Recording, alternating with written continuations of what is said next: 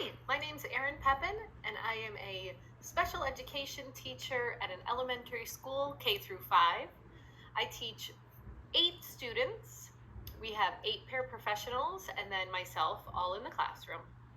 I love teaching special education and the one-on-one time that I can provide for each student. It is my mission to instill a love for learning in my students and create a safe place for them to learn and feel comfortable being themselves. Per each student's IEP, they all have a one-on-one para. They spend a designated time amount in special ed as well as the general ed classroom. They attend essentials, which are gym, library, art, and music with their peers. And then most of them do also have special services like meeting with the psychologist, occupational therapy, physical therapy, and speech. Welcome to our classroom. As you can see, we have 8 students. 6 students are autistic, and then we have 1 student in kindergarten whose diagnosis is Dupe Q15, and then we have another student who is in 5th grade, and she has cerebral palsy. Meet Matthew. His name really isn't Matthew, but for the sake of this assignment, I've chosen to call him Matthew. He's a 5-year-old kindergarten student who has Dupe Q15, which means he has a duplication of chromosome 15. Those diagnosed with Dupe Q15 often have poor muscle tone, delayed fine and motor skills, developmental delays, and speech and language delays. When he was in preschool, they diagnosed him as nonverbal. However, between you and I think that diagnosis is going to change within the next 6 months to a year. Over the past 4 or so months since he's been in kindergarten, his language has begun to rapidly grow, and I have high hopes that in the near future, he will no longer be classified as nonverbal. Those who have Dupe Q15 often have behavior issues. They may throw items, engage in biting, and emit challenging behavior. The data collection sheet that I designed was an ABC analyst document. ABC refers to the context of a behavioral event, and it helps to describe the events that occur before and after a targeted behavior. ABC data works by the observer recording the antecedent, behavior, and consequence.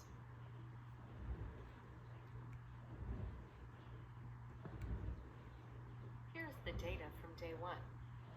I observed Matthew on a Monday after a long weekend from the hours of 9 a.m. to 4 p.m. I had defined antecedent, behavior, and consequence on the data sheet, as well as biting, which is any instance of a student ripping a part of another person's body in their teeth or gums for any duration of time. As you can see, Matthew bit his para 9 times that day. And I had to ask myself, was it because it was a Monday after a long weekend? Or will there be a consistent antecedent? Here's the data from day 2 and day 3. On day 2, Matthew bit his para 3 times, and on day 3, Matthew bit his para twice. I still had to wonder, was Matthew's behavior much larger on day 1 because it was after a long weekend, or would there still be a common antecedent?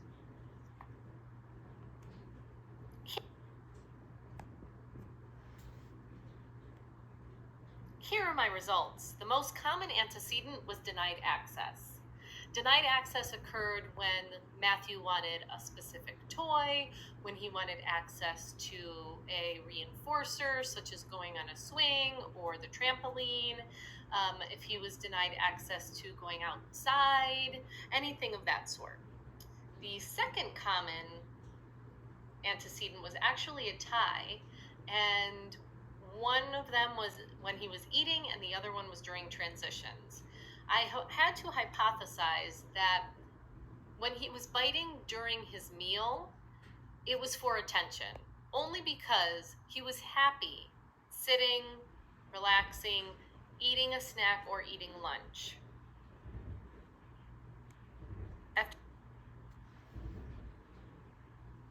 After reviewing the data and the graph, I have determined that the antecedents for the biting behavior are communication, denied access, attention seeking, and escape.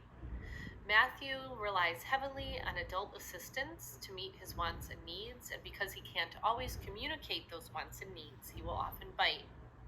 When he is denied access to reinforcers such as toys or a swing or a trampoline, he will again bite. If he is looking for attention while playing by himself or eating, he again will bite. If you put a demand on Matthew and he refuses to do that demand and follow through, he will often bite to escape that demand.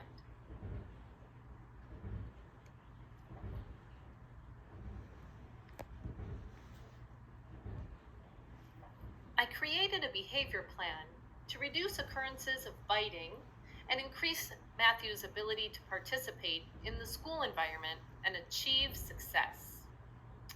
I directed the para to do their best to remain calm during the behavior. After Matthew bites, ignore the behavior for 10 seconds whenever possible.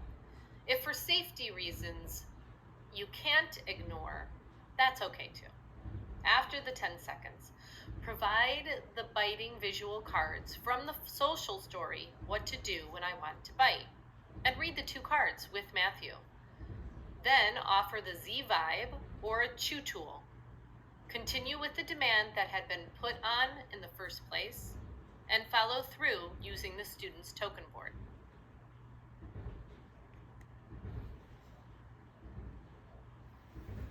Why do students struggle after the BMP is implemented? I believe Matthew is struggling with biting behaviors for a multitude of reasons. First of all, we're trying to break a behavior that he's had for at least 4 to 5 years. That's a huge challenge.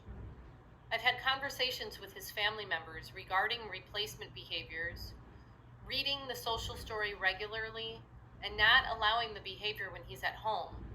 However, if the family isn't consistent at home, we're sending mixed messages to Matthew when we don't allow that behavior at school, but he's permitted to bite at home. Another concern is consistency at school. We have multiple different paras and educators working with him, and each one has their special way of teaching. If a para doesn't follow through with the behavior plan, then the student isn't learning the replacement behavior. For the replacement behaviors to work, the staff also needs to be prepared by having the visuals and the Z-Vibe on hand. Unfortunately, the staff doesn't always have those items with them, but they should. Currently, Matthew uses biting to gain attention. However, I hope that as his language continues to develop, he will begin to use his words rather than resorting to biting. As someone who has worked with Matthew over the past 4 or 5 months, I have left work many times in pain, exhausted, frustrated, and ready to give up. There are times when my gut reaction is to say, ouch, stop, and give the behavior attention. However, I remind myself how important consistency is and continue to do my best for the sake of Matthew.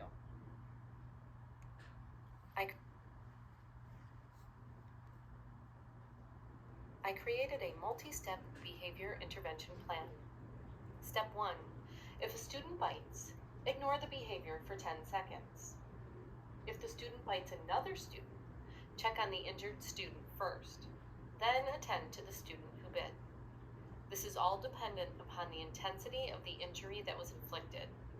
Please call for assistance on the walkie if you need to go to the nurse immediately. After the 10 seconds has passed, offer the Z-Vibe to the student. Support play with the Z-Vibe around his face and jaw. Step 3. If he continues to have a behavior, aggression, or attempting to bite, gently squeeze his hands together in yours in a prayer position and together count to 5. He may or may not count with you, and that's okay. You continue to count. 1, 2, 3, 4, 5. and then place the demand. Take a deep breath. Gently release his hands from yours. Step 4, show the student the visual and read them to him. You're reminding him that bites hurt and make you feel sad. Step 5, place the original demand back on the student. Color, read, sit, etc. Step 6, fill out an incident report and include the behavior in your data sheet at your earliest convenience.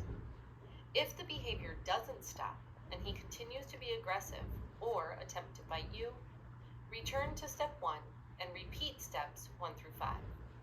Once the behavior ends, verbally praise the student with a large amount of enthusiasm for not biting. Reinforce the positive behavior with a token on his token board and continue with the activity or the demand.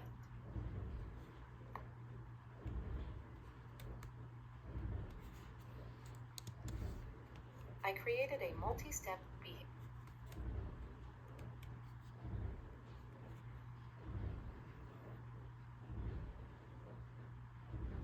I truly believe routine and consistency are the keys to success in special education.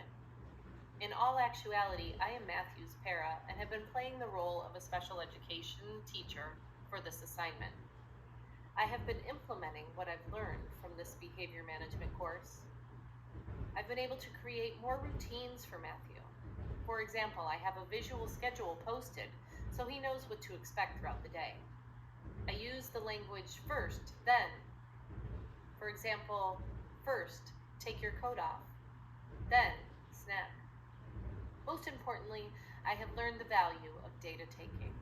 I take detailed notes regarding the students' behaviors, document the data into the ABC data sheets, and I have an open dialogue with my coworker daily regarding the successes and the pitfalls of the day. At this point, I can't say that the behaviors are decreasing. However, Matthew's beginning to understand the replacement behavior. He's able to squeeze his hands, count to 5, and take a deep breath. The next step will be implementing the technique before the biting behavior can occur. Wish us luck.